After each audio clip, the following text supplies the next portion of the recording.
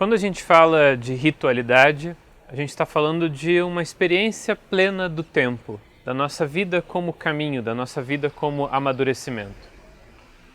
E por isso, quando a gente fala de formação permanente, a gente precisa rever o que isso significa à luz da Carta Apostólica Desidério Desiderável.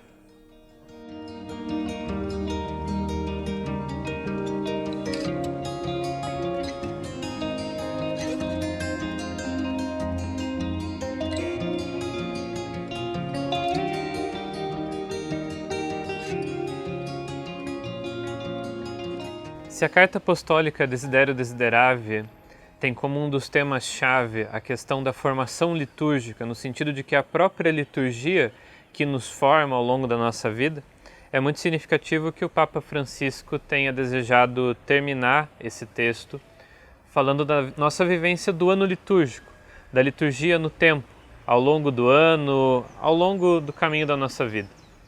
Já Antoine de Saint-Exupéry dizia que aquilo que uma casa é no espaço, o rito é no tempo. De fato, a vivência da ritualidade ajuda a gente a reconhecer, como diz o Papa Francisco aqui no número 64, que a nossa vida não é uma sucessão aleatória e caótica de acontecimentos, mas um caminho que de Páscoa a Páscoa nos conforma a Ele, enquanto, vivendo a esperança, aguardamos a vinda do Cristo Salvador. A vida cristã é um caminho. Essa dimensão do tempo é de fundamental importância para a gente compreender o que significa ser cristão, o que significa amadurecer na fé.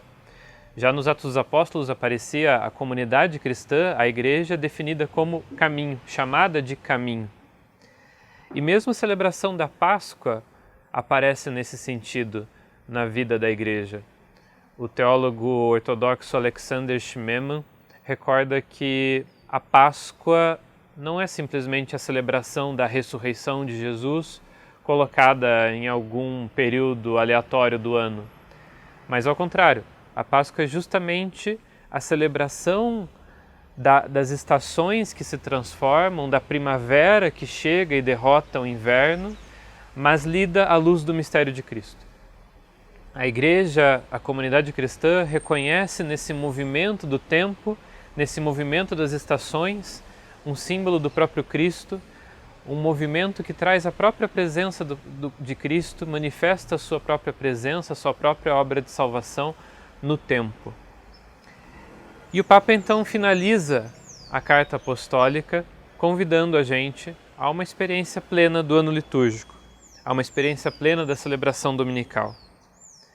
Ele diz que o ano litúrgico é para nós a possibilidade de crescer na consciência do mistério de Cristo, mergulhando a nossa vida no mistério da sua Páscoa, à espera do seu retorno. E essa é a verdadeira formação permanente.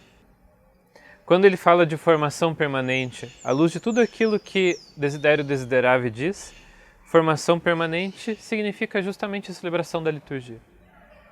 É celebrar a Eucaristia domingo após domingo e deixar-se ser formado por essa celebração.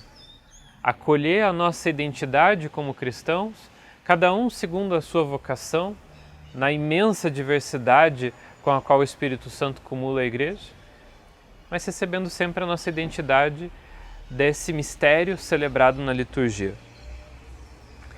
E aí a gente volta numa questão que a gente já colocou. O que significa, no contexto do pontificado do Papa Francisco, no contexto da vida da Igreja hoje, que ele tenha, nos últimos anos, dedicado tanta atenção ao tema da liturgia?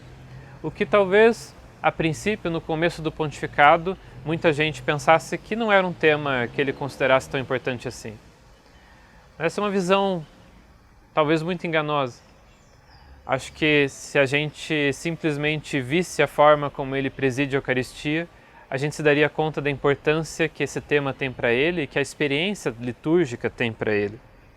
A atenção à liturgia reflete no pontificado de Francisco o seu desejo de enraizar a vida da Igreja cada vez mais na herança do Concílio Vaticano II, que colocou a liturgia como um tema fundamental, que partiu justamente da celebração litúrgica para delinear todo o caminho de reflexão e de reforma da Igreja que ele propôs. Se é a própria celebração litúrgica que nos forma como Igreja, então não dá para falar de uma reforma da vida da Igreja sem uma atenção ao modo como a gente celebra a liturgia. O caminho todo que Francisco coloca à luz do Concílio Vaticano II é o de uma reforma da Igreja à luz da liturgia, de uma reforma da Igreja que beba da sua fonte, da fonte da vida da Igreja, que é justamente o mistério celebrado na liturgia, com essa linguagem simbólica, com essa linguagem litúrgica, com essa linguagem sapiencial, que é a linguagem que mais é capaz, que melhor manifesta o mistério da fé que a gente é chamado a comunicar, que a gente é chamado a viver. Francisco termina a carta apostólica dizendo que a Páscoa nos foi dada. Deixemo-nos envolver pelo desejo que o Senhor continua a ter de poder comê-la conosco. A Páscoa nos foi dada. Por trás de tudo aquilo que envolve a liturgia, de todo o esforço de Francisco ao escrever essa carta apostólica, está a questão do dom. E sem essa lógica de dom, a gente não é capaz de viver como igreja, de compreender a nossa vocação. O que Francisco deseja para toda a igreja é uma vivência litúrgica que nos predispõe a essa lógica de dom, a essa lógica de gratuidade, para que o nosso serviço, o serviço que a igreja oferece ao mundo, lavando os pés da humanidade, seja um serviço livre da gente mesmo, não um lugar de explorar as nossas fixações, o nosso ativismo, mas seja de fato um dom nascido da liberdade, da gratuidade que caracteriza o mistério da liturgia. E que, sendo livre de nós mesmos, seja verdadeiramente atento aos nossos irmãos e irmãs. Colocar a liturgia como fonte da vida da igreja implica e acarreta que a gente faça da nossa própria vida uma liturgia. Que a vida da igreja, que a vida da comunidade cristã se torne uma epifania, uma manifestação do mistério do amor de Deus que envolve toda a realidade concreta ao nosso redor, toda a palpabilidade da criação, nas nossas relações de comunhão, na vida da igreja como comunhão fraterna. No final desse nosso percurso, eu queria agradecer a você que acompanhou todo esse nosso caminho e refletiu junto ao longo desses episódios. E queria convidar você a tomar em suas mãos a Carta Apostólica Desiderio Desiderave e realizar uma leitura atenta, profunda, devagar, do texto que Francisco nos oferece.